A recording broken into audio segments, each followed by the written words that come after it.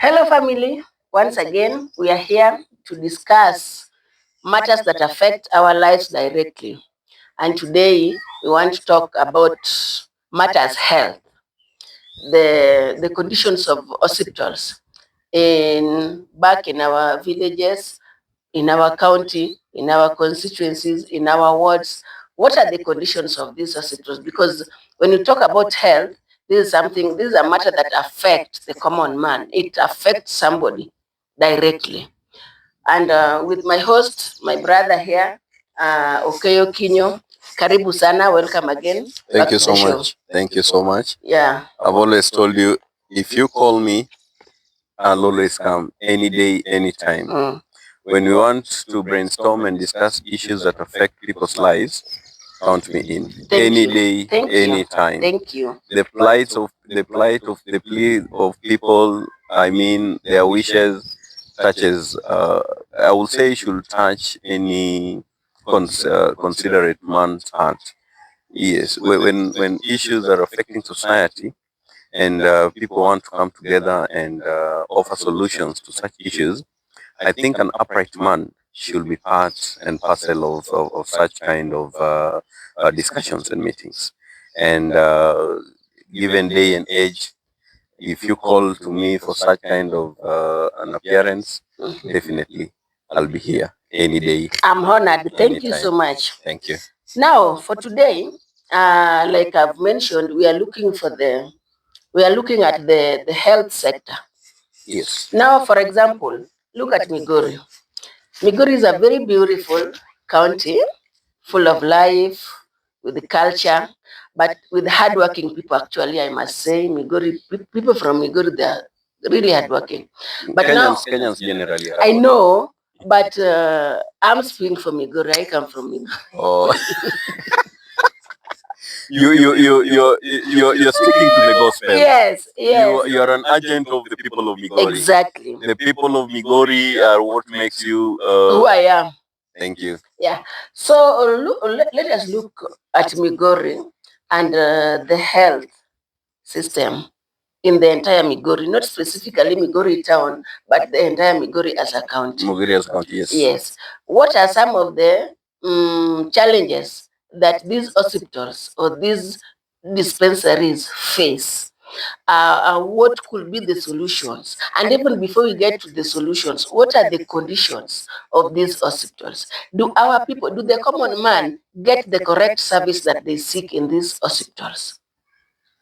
So, well, yeah, that is what I want us to discuss today. And what are the, like, okay, I know we had discussed about roads, but what are the conditions of the road conditions leading to these hospitals? Because the hospitals must be accessible as well. And how close or how far are they? Proximity to where people are living. Exactly. Well. Yes. I understand you. Well, an interesting conversation today. Yeah, sure. Health is a very tricky subject. Health is devolved. So this falls in the right hands of, today the governor of Migori is Ochilo. Yeah. So this fall right under the watch of Ochilo, of course, in coordination with other leaders. We have to put this out there. Nyaka waler gini yo makare ni yani. Ineno mana kaka opera. Mana kaka jituge team mar opera. Leadership bende chalo kamano. Ma nitiere jotelo e kidieny mopogore opogore. So kidieny ka kidieny nitiere gimino ni job description mare. So iyudo ka job descriptions gi onego bed ni leaders they overlap in matters supervision and in matters trying to formulate and come up with policies to help your pain. So as much as health is devolved, the last time we mentioned that the highest ranking leader in a constituency is the MP. So he is the CEO. So the buck stops with him when you talk of Nyatike constituency. Now, back to your question.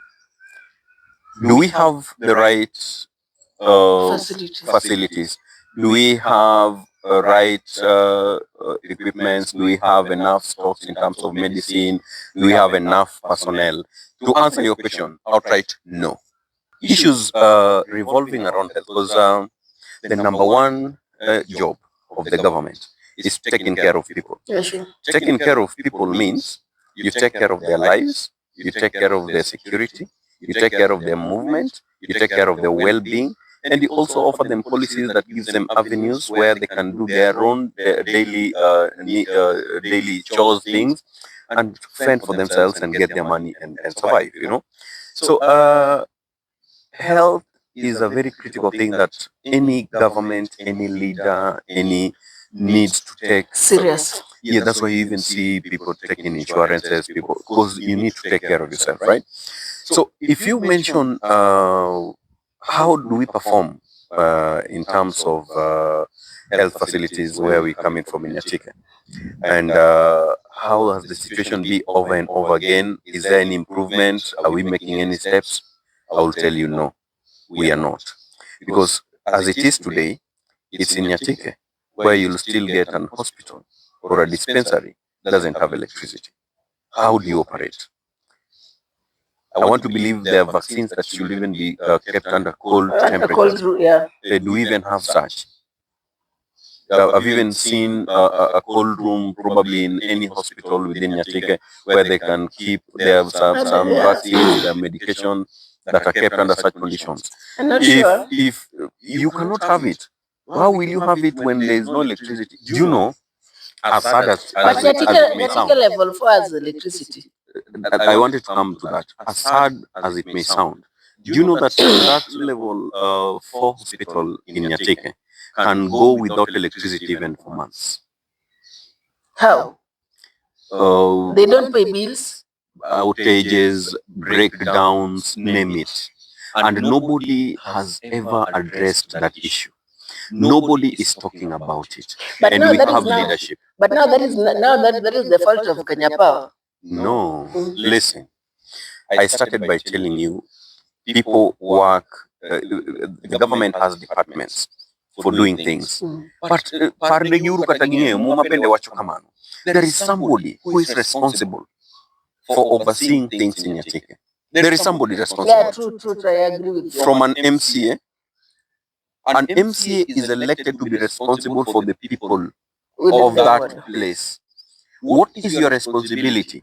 If the government is supposed to provide roads, your responsibility is to follow up on these roads. And ensure it that is the done. roads are done. Yes, and you give people progress. If you followed up to a certain point and you've done your part and you still feel nothing is working, you can even now escalate it. Has that ever been done anywhere? Bendisa winjo ni jatelo moro nondiko barua ne jokura, ama nondiko ne barua jokera, ama nodhi ofis jokera monyiso jokera ni bwana yorni osebedo kama for the last 30 years. To wabe joge wabende chulo tax. Where? Nong samoro gidhi close to ni barua moro nandiko kama samoro gindiko to gikano gin maginie kon. When people ask, when we question this every day, so if somebody has done that, this is the time that they should tell us. Mondo wangeni kara jatendwa ni osebedo katemo shida en ngacha. Mondo wangeni what is the next step? That's how leadership is supposed to be. When you do your part and you do it honestly, right? There's no point of you hiding it. Tell us that, guys, I have done this. I've gone to this office. I've talked about this hospital not having electricity, and I have discussed this with the person responsible to this level. Put up, and you show people these are my proofs. Yes. Showing that I have been trying my best. Yes. To serve you. Yes. The person sitting on this is X or so and so. And then people can follow from there. You get my point? Yeah, but the reason why, for me, I will tell you nothing has ever been done. These hospitals weren't bad today, weren't bad yesterday, weren't bad 10 years ago. They've been that bad. Yes. You know, there's a book that is written, it's called Not Yet Uhuru. Yeah. I will tell you for free, Nyatike, still not yet Uhuru. Actually, it is not only Nyatike alone. But for the purpose of this discussion, because the focus is just Nyatike, we will get to Capernaum eventually. We will, of course, go to Galilee eventually. We must also ensure that you tackle a little bit of Bethlehem. So you've said you want and to you must talk about home. yes, you start to where you're coming from. Charity. Yes, then you'll go eventually you must get to Jerusalem. So as we start this, let's start in Galilee. Okay. Now, Nyatike health, in my view, is not okay. And it needs to be addressed. Let me tell you a sad bit. Do you know still in Nyatike today, there are places where they even use flashlights to deliver a woman In the hospital. in the hospital or a dispensary. A woman is in labor, there's no Flashlight. electricity. Yes, even candles. But I mentioned to you solars. Listen, kwa ground vitu ni different. You know that statement? Okay, I get it. You know that statement? All right. I want to challenge you. Like I told you, you need to be very factual on discussions. So I want to challenge you. Forget what somebody will write. People write beautifully. Putting words, I give it to politicians. They know how to quote things and polish it and present it in a way that you love it, right? But Kwa ground is something contrary to what is being peddled, right? So in this day and age, in the 21st century, if a woman going to give birth is still being carried in a border, in a road which is not accessible, when it's raining during the rainy seasons, we don't want to talk about it. All right? In this day and age where people are paying taxes, you know the reason why people are paying taxes? So that their money can take care of them. They work, right? Then they, out of the work that they've done, a portion of it they give to the government in form of tax. It's collected. Now, this tax is supposed to, in turn, take care of the people through government agencies. Okay? And the work of superseeing, of overseeing these things and ensuring that things are working as per the set structures is the work of a leader. Which in our leadership structure, we have a governor, we have an MC, we have a senator, we have an MP, we have an MCA. This is the way we are properly represented. And actually, I think for this political season, Nyatike is even blessed because other than the MP, we even have the women rep.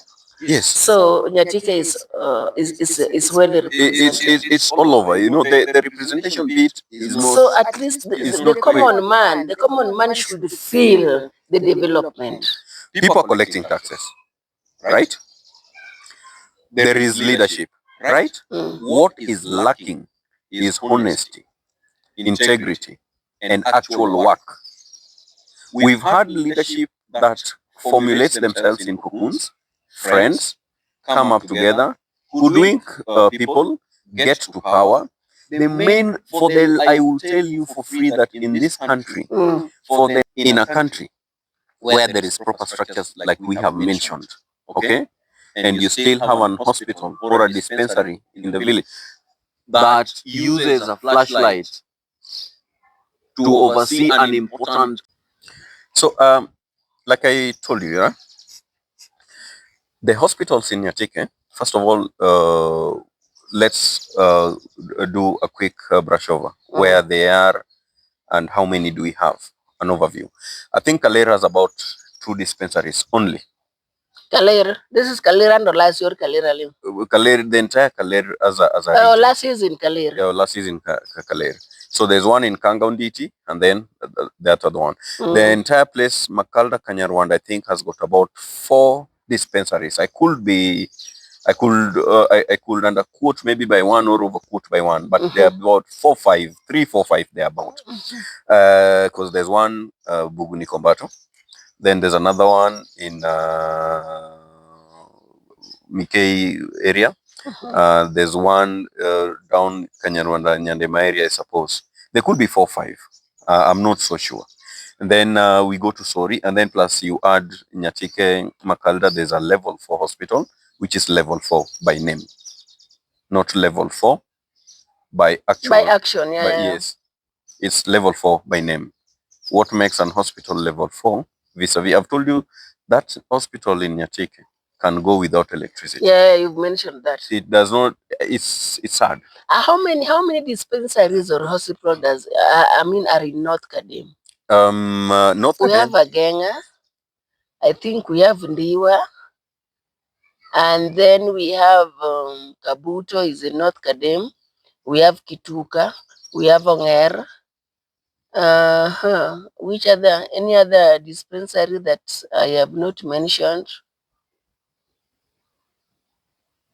Okay, I only know of those 5. So, but I think that there could be some that I have yes. not mentioned. But sometimes it's interesting how leadership thinks. But again, it is not even the number of hospitals that we are interested We're interested in are the service delivery. Yes. Are they well equipped? Let's just Do even they have enough nurses? Do you know that if I was a leader today in Nyatike, I will not even need to put up those so many dispensaries like that. I honestly wouldn't have done that. My leadership style would have been different. I would have made roads perfect. I would have made hospitals accessible. Make the roads to be good. And then make nice hospitals in places where there's proximity to the people. For example, I feel if you do Makalda Hospital properly and there's roads leading to it, that hospital will serve a lot of people. And people will access it easily. All right? And they'll get the treatment and the services they need. Okay? If you make Sori, the hospital in Sori also well, you also make another one, the one in Meuru, you do it well. And then here in the middle, probably in Nyakwere, also do it well. Nice hospital. Then you make accessibility possible. We are good to go. Not so many dispensaries where they are used as avenues of soliciting more funds from people by lying at you. I've put another dispensary, I don't know where. Something built with 700,000. They'll put even 10 million, you'll be surprised. The saddest thing is there are dispensaries, yes, but they are not drugs. They're even proper a dispensary. Like, first of all, you need to make people understand that if we say it's a dispensary, what should be in a dispensary? A dispensary should have a qualified nurse. Okay? A dispensary should have enough antibiotics. A dispensary should have enough anti-malarial drugs, because in our place it is prone to malaria. Exactly. A dispensary should have probably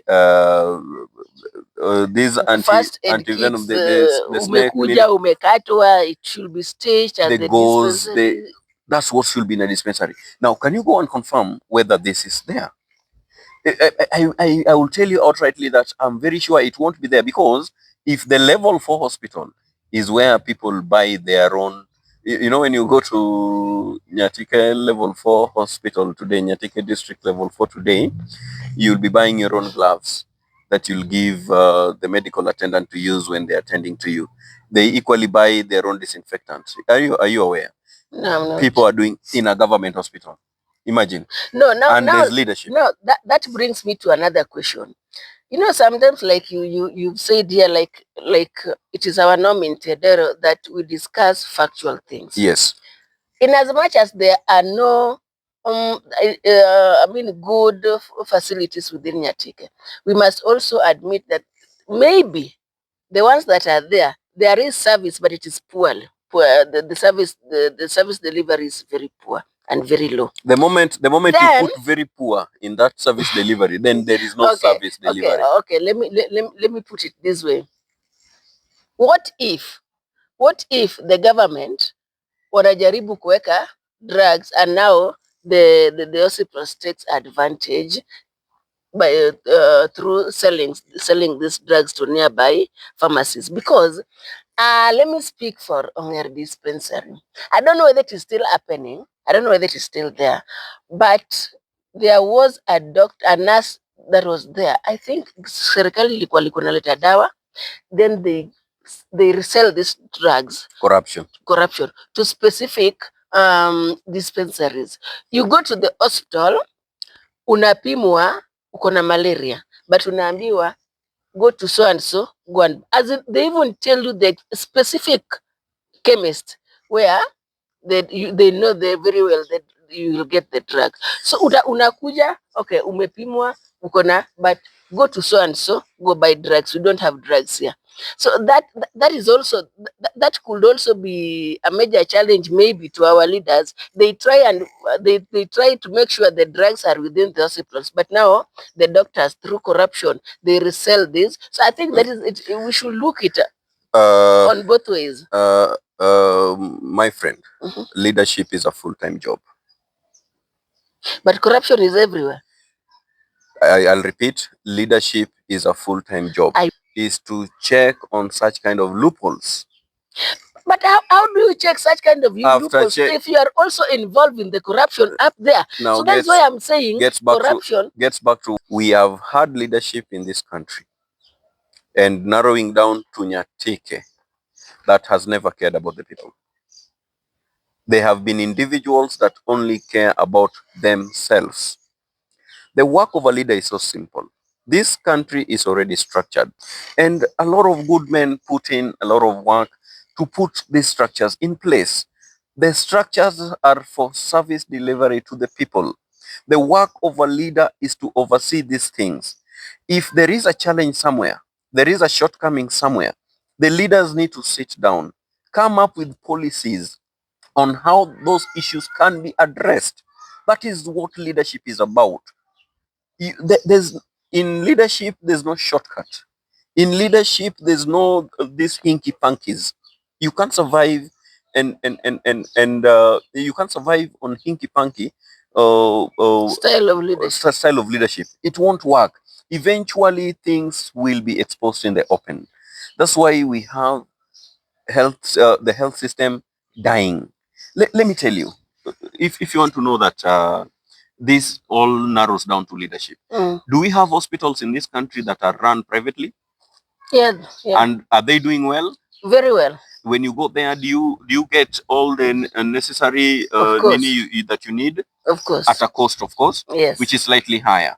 When Kenyans are have been subjected to this level of torture, to a point you pay tax, all right, but you also remove extra money to get medical attention elsewhere, a business being run by another Kenyan.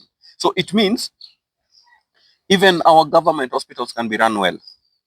It means even our government hospitals can do the same things that probably a Nairobi hospital is doing, or the Aga Khan hospital is doing, right? Because these hospitals, the same hospitals are being run by people. Is that true? Actually, now to what the saddest part is, it's as if the public hospitals are left for the common man. Because have you ever seen any mheshimiwa mwenye ametibiwa in a public hospital? See, because they know the mess they've created. Yeah, they know the mess there is huge. Yes. So they all go to seek medication from private entities. In a country that is properly run, an MP's son should even go to a public school, because they need to make the public school so good that anybody can go there. Okay, that's the work of leadership. You set standards that even you, as a leader, you can consume. The work of a leader is to set standards for his people that he himself can consume. But when you give people what you cannot consume, it tells you much of what kind of leadership we've had. We've had hyenas in form of leadership. You know, hyena in sheep clothing. The other day, they were arguing on health issues in Parliament. And I heard Senator Onyonka mention, and I echo his sentiments. He said that the leadership in this country is now too much. They are eating without decorum. There is enough for everyone if we all just behaved well. You understand? Yeah. We've had people who are not behaving well. We mentioned the other day that when a leader dies and people celebrate, it shows something. Those are signs of end times. I also mentioned to you, people will just forget. I mentioned to you that Haile Selassie was killed stupidly, mercilessly in a toilet after having power for so many years. Why? Why is the because question. of the bad leadership. And when that leadership was changing, this just happened here in Ethiopia. And people should read. The leaders that we have today need to know. You are in power today, you won't be in power tomorrow. If you created a system, a problem in the health sector, it will one day affect your own grandchild, who will not be a leader. It will one day affect your own mom. Revolution is coming. It will one day affect, yes. Revolution is coming. The revolution equally needs to be very, how do I put it? It needs to be issue-based. Yeah. No, not emotional. You know, Yeah, a lot of yeah. time Kenyans do things emotionally. Emotionally, yeah. Now, let's get back to what we were saying. Now, when a hospital has a personnel that is stealing from its own coffers, from its own people, and you have a leadership which must be hearing such kind of things. He must be, or she must be. But if this keep happening day in, day out, gets you to what I told you. Poor leadership. Are you getting my point? Yeah.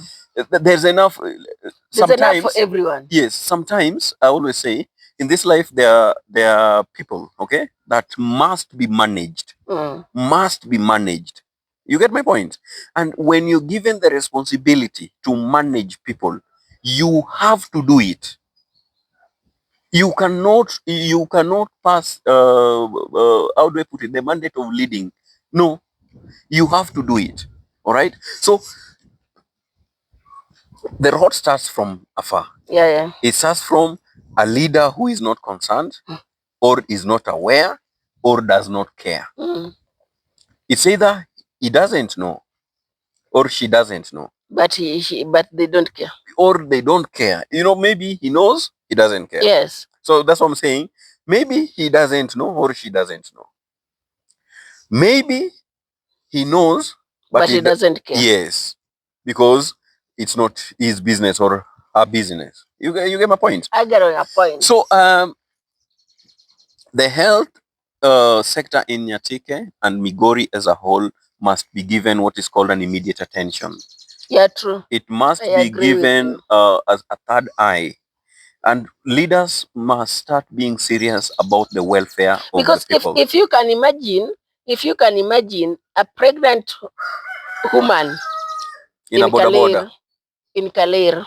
We'll use a boda definitely. In Kaleer, we'll definitely use a boda. In Kaleer, not to any nearby dispensary, but to Migori. Yes. It is so sad. Yes. And you all know the distance that they have to cover on a boda. You know, by World Health Standards, a pregnant woman is considered an endangered. It's called endangered species. Yeah. At that particular time, she's so delicate. Very delicate. She has two lives hanging on the line. Has any slight thing, yes, we lose them. Yes, you can lose all of them. You can lose one. I mean, the worst can happen. The worst can happen. Now, before we get to this worst, what are we doing as the common man? What are our leaders doing? What are we lacking, and what are the solutions before we get to the worst? We are lacking good leadership. The people must make what is called a definitive decision and decide that going forward, we must be led differently. Going forward, we must be represented differently. Going forward, we must get involved in our affairs and ensure that we get the right dosage of what we deserve.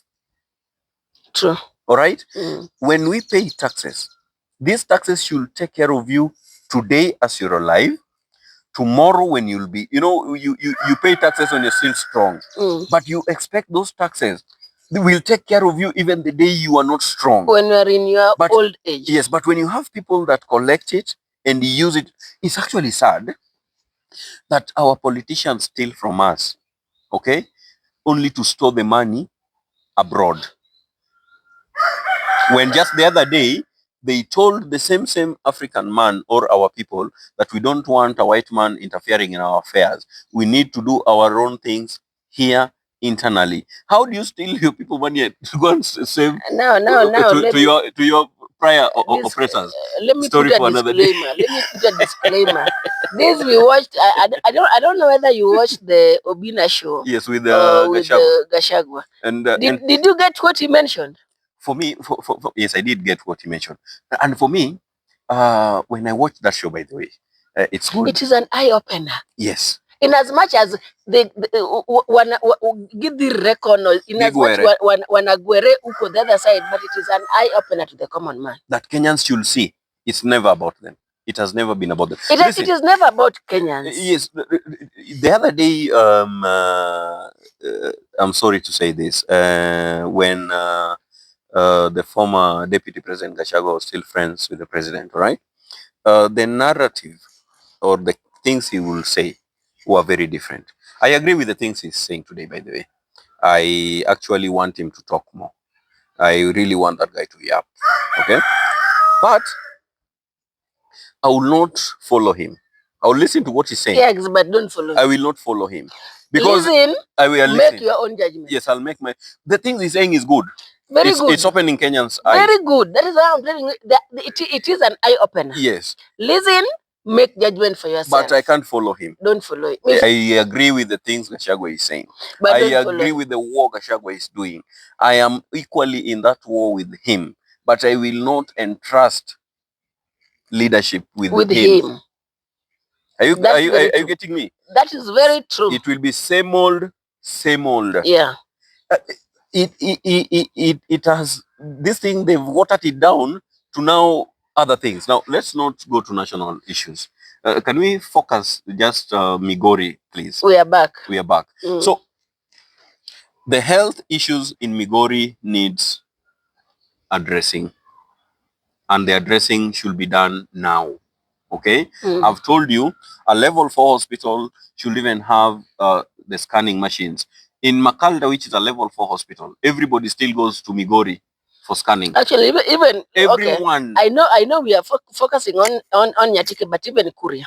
There's a research I did the other time. Yes. Koreans will come all the way from Kuria to Migori to do an X-ray. How pathetic that can Very that pathetic. Be? How pathetic can in this modern day of age. We did get independence in 1964. Those are 60 years down the line now, right? And you still have similar issues. Sometimes makes me wonder, what if the white man didn't leave? Do you think Kenya would be better? Maybe. You know, the white man had made inroads all the way to Nyatike. Maybe. Because this kind of, you know, what is eating us up is all about corruption. Bad leadership. Which leads to that. Exactly. A bad leader is the one who is corrupt. So bad leaders. Maybe if the white man was still around, things would not be the same. There's no maybe to that statement. I post this deliberately. The first electricity to go to Nyatike. Do you know that Nyatike, Makalda, got electricity before Migori? Yeah. You're aware? Now, this is how leadership works. When somebody is thinking of the people and is intentional about his people, he will do what is right. When the white man landed in Nyatike for gold, okay, he made sure there's a road going there. The next thing he did, he made sure there is electricity going there. Okay? The next thing he did, he put in infrastructure for people so that they can exist around there. You understand? Yeah. That is leadership. Thinking for the people and doing things right. Yeah. When you mention that an hospital, there's a nurse which everybody knows is stealing, and you have leadership, and I'm still a leader, and you're stealing the drugs belonging to my people. Yeah, that is meant for the common man. Wait, what? Bottom line. Let me tell you a sad story. There was this particular time that I visited Onger, Onger dispensary. Yes. Then, actually, I think I took my niece. She was like a small girl by then. I was in college. Yes. So I went to the hospital.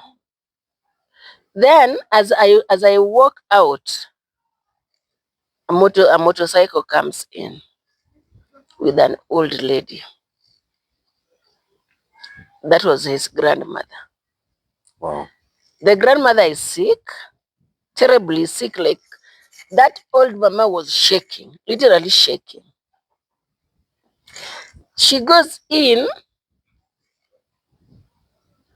she got akapimwa ya, Yes. akapatikana na malaria. This old mama had nothing. Like between her and poverty and the grandson, they had 90 shillings. And they are told, hakuna dawa. Waende wanunue dawa kwa pharmacy. I almost shed a tear. And you know that woman at some point had already paid taxes during good, it was so sad. good It was so days. sad that I had to come in. I just had to, like, whatever I had. I think I also didn't have money because you became the good Samaritan. Yes, I became the good Samaritan. Okay. Because now I looked at her and I looked at the helpless grandchild, that grandson. It's good that you need to mention you became a good Samaritan when the Pharisee, who is your leader, does not care about that hospital to provide a proper medication in that hospital. And now that is why now we are saying whatever we are discussing right now, it is just so unfortunate that we are discussing them when maybe a particular leader is in power. Because whatever story that I'm bringing in, yes, came even before the current leader was in power. It's very good that you've mentioned it as similar as you've mentioned, which will bring me back to what I've told you, and I'll still repeat it. In this country, for a very long time, we've not had good leadership. Across, it cuts across. Okay? There are some people who've been lucky. They've had people who have tried. Okay? But in this nation, we've had a thug after a thug and after a thug. So, by the way, somebody will say, mentioning, calling probably someone who is leadership to be a thug is harsh language or hard language. But let's get to definition of things. If going by the story you've told me, somebody who has the audacity to steal from the poor, what other good name do you want to give them? Nothing. Okay. You know, if you look at biblical context, the biblical context puts things in a very nice way. He says that our good God will leave 99 flock that are in good shape to go for the one that is lost. That is lost, who is suffering. Okay. Now, this is what I told you previously, that leadership needs to be very intentional. If today, even probably in 1997, the leader in 1997 decided to take issues revolving around roads, today we will not be talking about roads. If a leader in 2003 decided, now let's deal with this hospital issue once and for all, and we are good so that the lives of people are protected, we won't be mentioning hospitals probably today. There'll just be probably just few touches. We will not have a perfect environment. We will not have perfect working systems. But what we have today is far from working, is far from even trying to work. Are we together? We need. It's completely not working. It's completely it's bad. Omiyo, it's terrible. Kwa chopo e kiwango ma wachope ni, nyaka koro wago machiemo. Nyaka koro waluongre wabede aput. Emomiyo wan gi aput miluongo ni tiedero. Aput ma wabedo godo ni nyaka ng'i ni jodalawa koth gowa gi kanye, to walal gi kure. Waduoguru mondo wamak uru yo maler. Yo maler en ma. Yo maler en ma. Yo maler en ni nyaka wayuduru jotelo mok mi handout. Jatelo man gi wich maler. Somebody like Ojienda, let me just mention, please. Somebody like Ojienda, those are the leaders who think. I don't want to talk about his other issues, but I'm mentioning leaders who think, who knows what leadership should be about. Ojienda came to power just the other day, then realized there's issue here around sugar farmers. Huh? Things for the farmers. Yes. Develops a policy. Deliberate on issues. Talk around it. Research. Presents it. Okay? Defends it. And it came to parliament. It was passed. And it is now law. Leadership that things. Exactly. Now, if I'm going, let's say we are talking about Nyatike today, if I'm vying for a position in Nyatike, like we said, we know how the roads are. You are talking about hospitals. I want you to equally next time mention about mining and the conditions of such kind of minings as we proceed. All right. Now, the job of a leader is to paror kakineno afro mzuku kano biro to ni gold ni kanyo okelo pi okelo stima money leadership hivi nyamaler. So what we need to be discussing Nyatike ne kapok adonjo e loch tawacho ni ang'e ni dispensaries mon godo onge yath. onge yath. Ang'e ni ginene ma kama onge yath. Gima dhi timo chalo kama. Yedhe gi biro ka kama to lwar e lwet gima kama. I will go there to protect to I will present this in parliament mondo mi osiptal otim kama kama. To kata ka tek ni local county governments cannot manage hospitals. Leaders should be very brave and face it and probably change policy. Mondo giwach ni oyo gini to koro tamo Pindra. Koro waugol gini e lwet Pindra wakete e lwedo machielo kuma kama. You get my point? Yeah. So what I mean by this is we must have leadership that takes care of his people. The day an MP did not take their child to a public school, that's the day the rain started beating us. Sure.